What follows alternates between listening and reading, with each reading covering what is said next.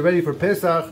As we know, there's an obligation upon everybody to search the home for chametz on the 14th night of Nisan. So the night before the Seder, we have an obligation to search not just the home, but any place that is a person's property where there is a likelihood that there is chametz in that spot. You have to search with the bracha.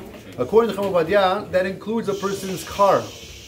Depending on what your policies are and rules are about eating in the car, certainly if you have kids in your family, there is a likelihood that there is chametz in your car, and therefore, although other poskim say it's good enough to search the car by daylight or flashlight, other points, Chacham Ovadia is of the opinion that a person has to search the car at night of the 14th as well. That's to be included in your search.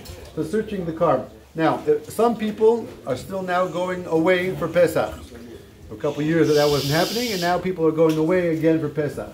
So the halacha is that if a person is not home on the 14th of Nisan, when everybody else is doing the bedikat chametz, you're still obligated to search the home bedikat chametz without a bracha before you leave, assuming that you're leaving within 30 days of Pesach. Okay, most people do not go away for more than that, but assuming you're leaving within 30 days of Pesach, you're obligated to search the home bedikat chametz before you leave without a bracha.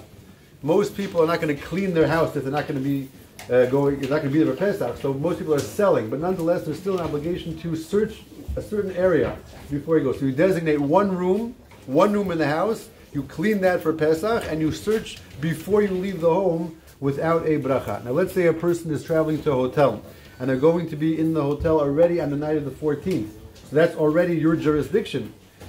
The only thing is, we say that it's not so simple to have an obligation to search with a bracha, because hopefully the hotel that you're going to is what we would consider bechizkat, already checked. We would assume that you're not going to find somebody else's chametz in your hotel room, and therefore there's no real obligation, because you only have to search a place that is assumed to have chametz. A hotel room, hopefully, except for everyone has their one horror story when you walk in, you found somebody else's items, their food.